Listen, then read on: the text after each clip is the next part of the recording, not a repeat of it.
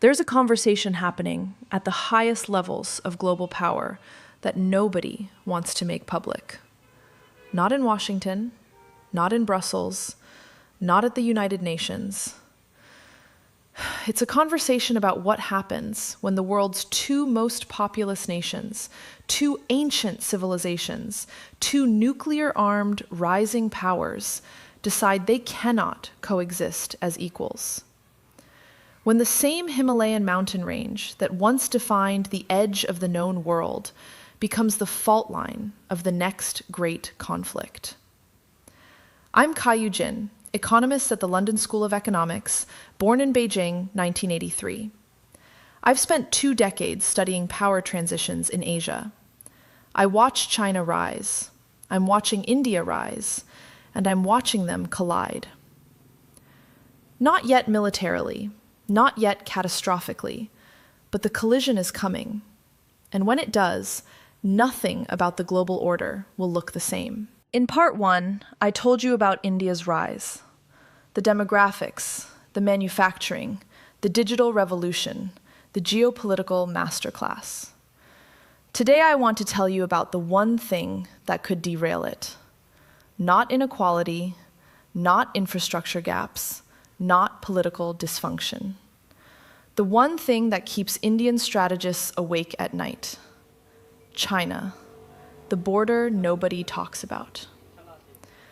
Let me start with geography, because geography is destiny. And the geography of India and China is one of the most consequential and most misunderstood facts in global politics. India and China share a 3,488-kilometer border, the longest disputed border between two nuclear powers on Earth. It runs through some of the most inhospitable terrain on the planet, the Himalayas, the Karakoram, the Tibetan Plateau. Altitude above 4,000 meters, temperature drops to -40 in winter. No trees, no infrastructure. Just rock and ice and soldiers. Most people in the West couldn't tell you where this border is. They couldn't name the disputed zones. They've never heard of Aksai Chin or Arunachal Pradesh or the Galwan Valley. But ask any Indian strategist, any Chinese military planner, any serious student of Asian geopolitics, and they'll tell you, this border is the most dangerous place on Earth. Not because war is imminent, but because the conditions for miscalculation are perfect. 2 massive armies, disputed territory, nationalist publics on both sides, no clear resolution in sight, and a history of actual conflict. June 2020. I was in London when it happened. A WhatsApp message from a former student in Delhi. Have you seen the news? Galwan Valley, 20 Indian soldiers dead. I opened my laptop. The story was everywhere. Indian and Chinese troops had clashed in the Galwan Valley, a remote area of the Himalayas. No guns. The border protocols technically prohibit firearms in certain zones. Instead, they fought with rocks, iron rods wrapped in barbed wire, their bare hands, in the dark, at 14,000 feet. 20 Indian soldiers died. An unknown number of Chinese casualties. Beijing refused to disclose the figure for months. When they finally acknowledged 4 deaths, Indian intelligence suggested the real number was closer to 35. Nobody knows the exact truth, but everyone understands the significance. For the first time since 1967, Indian and Chinese soldiers had killed each other. The border that the world had forgotten was suddenly on the front page of every newspaper. And the question everyone was asking, how did we get here? And where does this go? The dragon and the elephant. To understand the India-China rivalry, you have to go back further than 2020. You have to go back to 1962, October 1962. India and China go to war. 3 weeks. India is humiliated. Chinese forces advance deep into Indian territory. The Indian army is unprepared, under-equipped, outmaneuvered. Prime Minister Jawaharlal Nehru, the architect of Indian foreign policy, the man who believed in Bunchsheel, peaceful coexistence, is broken. He dies 18 months later. Some say of a broken heart. For India, 1962 is not history. It's a wound that never healed. Every Indian military officer knows it. Every Indian strategic thinker carries it. The humiliation of 1962 is the foundational trauma of modern Indian strategic thought. It explains why India spends $75 billion annually on defense, why they test nuclear weapons, why they maintain one of the largest standing armies in the world, why they are congenitally suspicious of Chinese intentions. I've had this conversation many times with Indian colleagues, smart people, educated people, people who have worked in Washington, London, Geneva, and when the subject turns to China, something changes. The academic distance disappears. It becomes personal. We don't trust them, one senior official told me in New Delhi. We never will. Not after 1962. Not after what they did to us. China views this differently. From Beijing's perspective, 1962 was a border dispute that India provoked. India was pushing its borders forward under the forward policy, trying to establish posts inside Chinese claimed territory. China responded. It was, in Chinese strategic thinking, a defensive action. They even withdrew after winning, showed restraint. What more could India want? 2 countries, 1 war. Completely different narratives. And both believe their version absolutely. What China is doing on the border. Here's what most people don't understand about the current situation. The border dispute is not static. China is not sitting still, waiting for negotiations. China is building. Since 2017, China has constructed hundreds of villages along the disputed border with India. New villages, complete with roads, electricity, government buildings, schools, housing, populated with Chinese citizens. In territory India considers its own. This is the Chinese playbook, not military conquest, civilian presence, infrastructure, facts on the ground. The same playbook they used in the South China Sea. Build artificial islands, install military equipment, establish presence, then negotiate from a position of strength. I spoke to a researcher who had been tracking satellite imagery of the India-China border. She showed me images from 2017 and 2023. The transformation was stark. Empty valleys in 2017, villages with paved roads and military-style barracks by 2023, all on the Indian side of the line of actual control. That's what they call it, the line of actual control.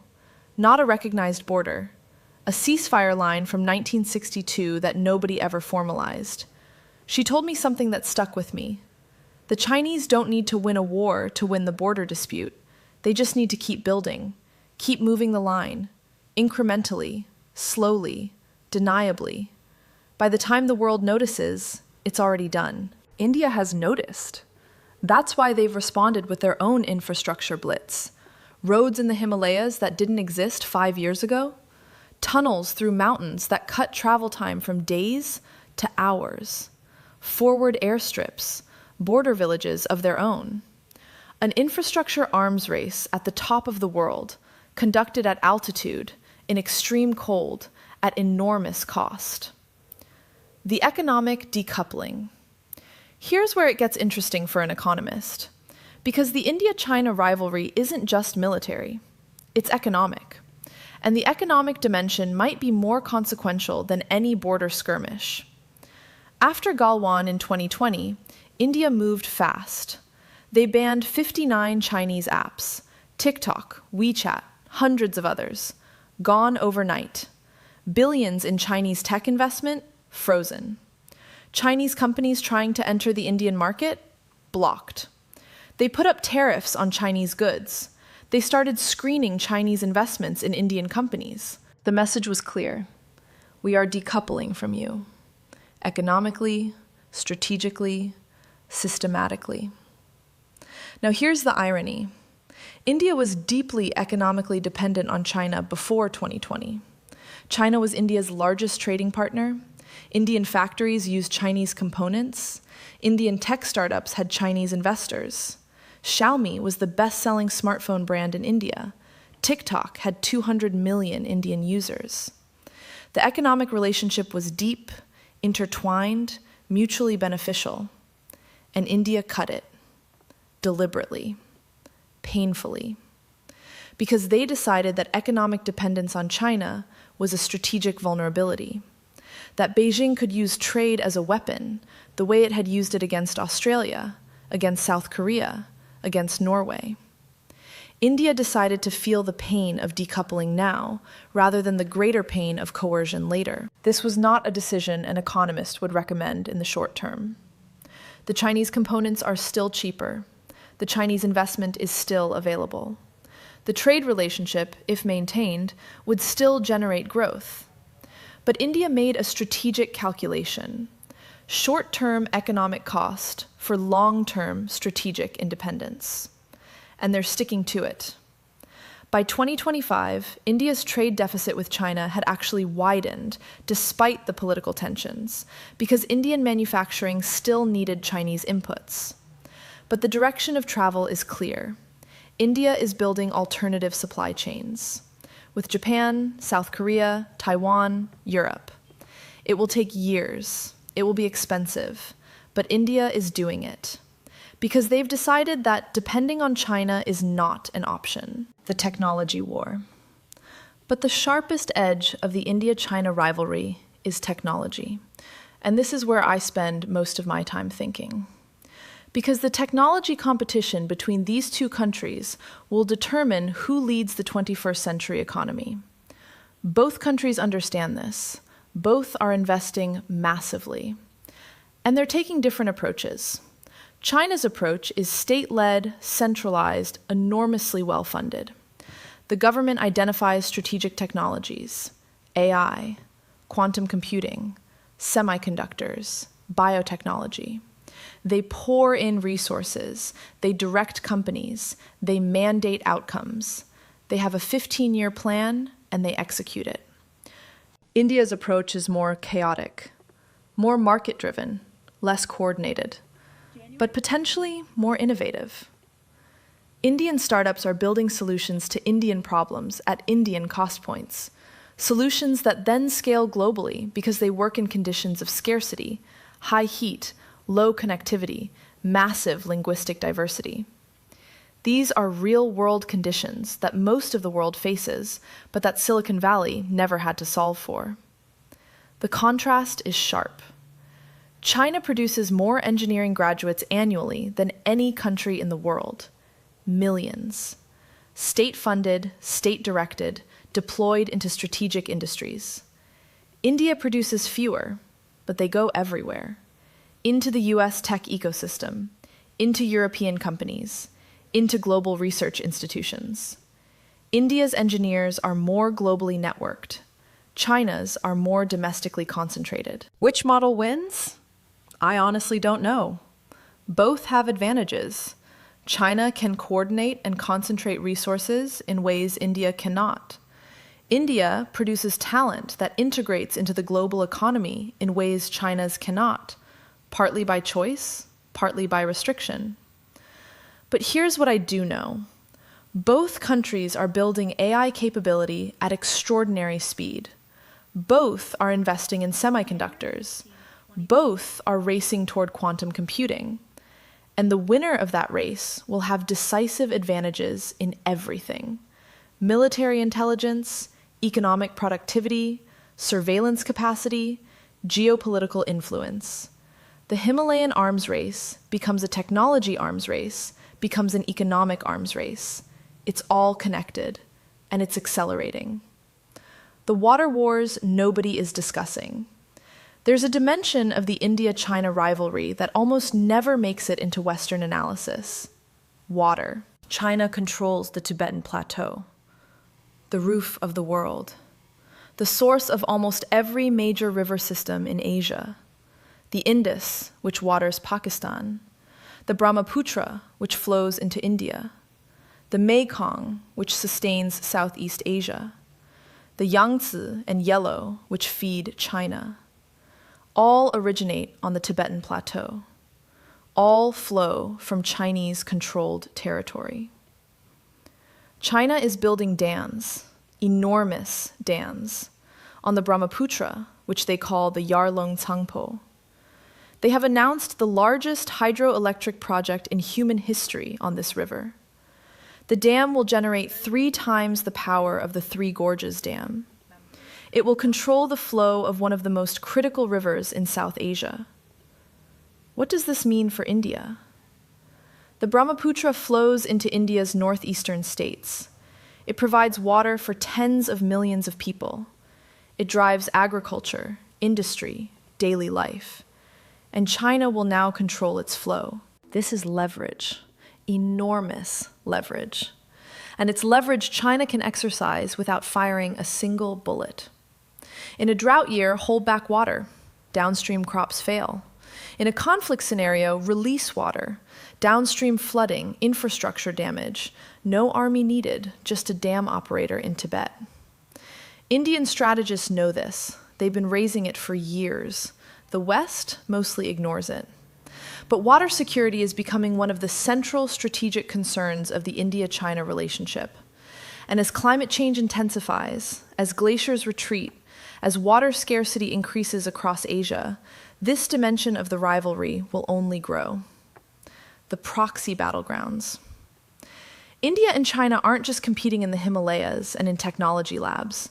They're competing across the entire arc of Asia, in every country between them, and in the global south more broadly. Myanmar.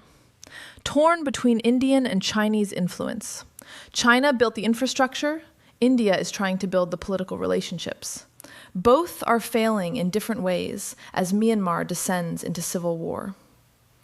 Bangladesh. Indian neighbor, Chinese economic partner. Beijing has invested billions in infrastructure. India is watching nervously as a close neighbor integrates with its strategic rival. Sri Lanka, the cautionary tale. China built the Hambantota port. Sri Lanka couldn't repay the debt. China got a 99-year lease. India panicked. Now both are competing to rebuild Sri Lanka's economy after its 2022 collapse. It's a microcosm of the whole rivalry. Who gets there first? Who offers more? Who the small countries of the region ultimately depend on? Nepal. Sandwiched literally between India and China. Historically in India's orbit. Now, increasingly a Chinese courtship target. New roads connecting Nepal to China's rail network. Investment in Kathmandu. India watching its traditional sphere of influence being contested from the north. This is the great game of the 21st century, not the Afghan great game of the 19th century, Britain versus Russia, the Asian great game, India versus China. Fought through infrastructure loans, trade agreements, military partnerships, cultural diplomacy. Fought in every capital from Dhaka to Colombo to Naypyidaw. And unlike the 19th century version, this game is not being refereed by a dominant Western power. The United States is present, engaged, anxious, but it's not in control. The Asian great game has Asian rules, and it's India and China writing them. The nuclear dimension. I have to say this directly because it's important and often avoided in polite analysis. Both India and China have nuclear weapons. Both have delivery systems capable of reaching each other's major cities. Both have declared no first-use policies. Both have reason to doubt the other's commitment to those policies. India's nuclear doctrine is driven primarily by Pakistan. That's the historical logic. But China is the strategic peer concern. India's missile development program, particularly the Agni series, has the range to reach Beijing. China's missiles can reach Mumbai, Delhi, Bangalore, every major Indian city. This creates a classic nuclear deterrence dynamic. Neither side wants war. The costs would be unthinkable. But deterrence requires credibility. Credibility requires capability. Capability requires investment and development. And investment and development signal intention, which creates anxiety, which requires responses. It's a spiral. Both sides are caught in it. Both sides know they're caught in it. Neither side knows how to get out without appearing weak. What terrifies me as someone who studies this is not that India and China will deliberately start a nuclear war. They won't. What terrifies me is Galwan-type incidents. Soldiers with rocks and iron rods at 14,000 feet in the dark. Commanders who don't have communication with their capitals. Split-second decisions in impossible conditions. The gap between conventional confrontation and something much worse is narrower than anyone wants to admit. The West's dangerous assumption. Here's the strategic error that Washington keeps making, and London, and Brussels. They assume that because India is aligning with the West against China, India's interests and Western interests are identical. They're not. India wants to contain Chinese power in Asia. The West wants to contain Chinese power globally. Similar, but not the same. India doesn't care about Chinese activities in Africa or Latin America. They care about the Himalayas, the Indian Ocean, South Asia. Their concern is regional. The West's concern is systemic. More importantly, India does not want China destroyed or destabilized. China is India's neighbor. A chaotic, failing China on India's border would be catastrophic for Indian security. India wants a China that is bounded, constrained in its regional ambitions, but still functional, still stable. The West sometimes seems to want something more radical: regime change, democratic transformation, fundamental restructuring. Those are not Indian goals.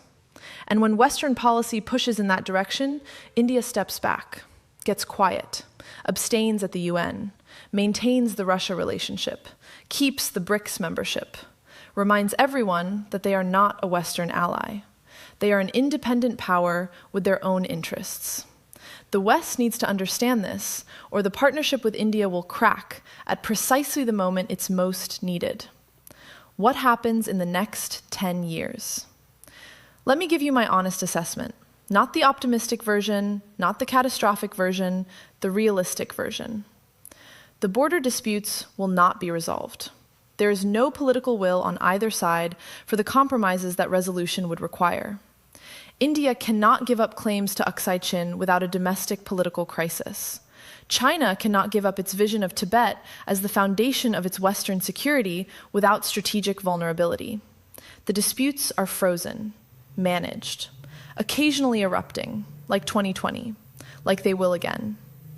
Economic competition will intensify. Both countries are growing.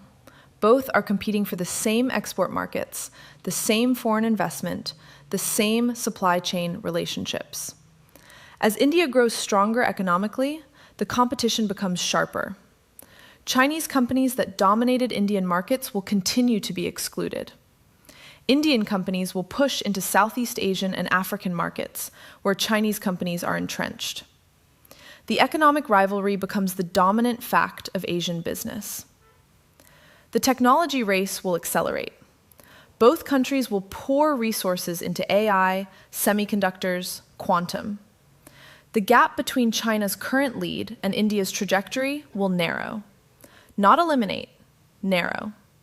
By 2035, India will be a serious technology power. Not China's equal, but not a distant second either. And the proxy competition across the Indo-Pacific will continue. Every small country in the region will be courted, pressured, invested in, wooed, and occasionally coerced by both sides. The countries that play this game well, like India itself on the global stage, will extract maximum benefit. The ones that make permanent commitments to one side will regret it. Full-scale war?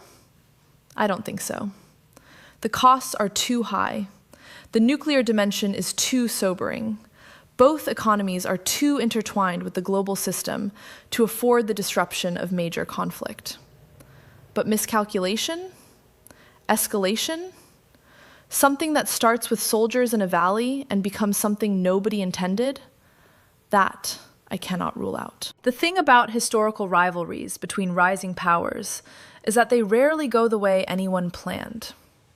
Nobody in 1910 planned for the First World War. Nobody thought the assassination of an archduke would trigger the collapse of 4 empires. But the conditions were there: the nationalism, the arms races, the alliance systems, the sense of encirclement and threat on multiple sides, the competition for resources and territory. I'm not saying India and China are headed to a 1914 moment. I'm saying the structural conditions for miscalculation exist. And pretending they don't, because both sides are rational actors, is itself a form of wishful thinking that history has punished repeatedly. The question nobody can answer. Let me end with the question I keep returning to. The question that doesn't have a comfortable answer. What does a world look like in 2050 where both India and China are superpowers? Where both have nuclear weapons, large economies, massive militaries, global influence, and deeply rooted historical grievances against each other. The United States managed its relationship with the Soviet Union for 45 years. Expensive, dangerous, occasionally terrifying, but ultimately survivable. The Cold War ended without nuclear war. Some people think that was skill. I think it was largely luck. Can India and China manage their rivalry for the next 30 years? Can they build the institutions, the communication channels, the crisis management mechanisms that prevent competition from becoming catastrophe? Can they find the formula that the United States and China have not yet found? Coexistence between a rising power and an established regional hegemon without the Thucydides trap snapping shut? I don't know. Nobody does. But the answer to that question will determine more about the 21st century than almost anything else. More than what happens in Washington, more than who leads Europe, more than the energy transition or the AI revolution. India versus China, the dragon and the elephant.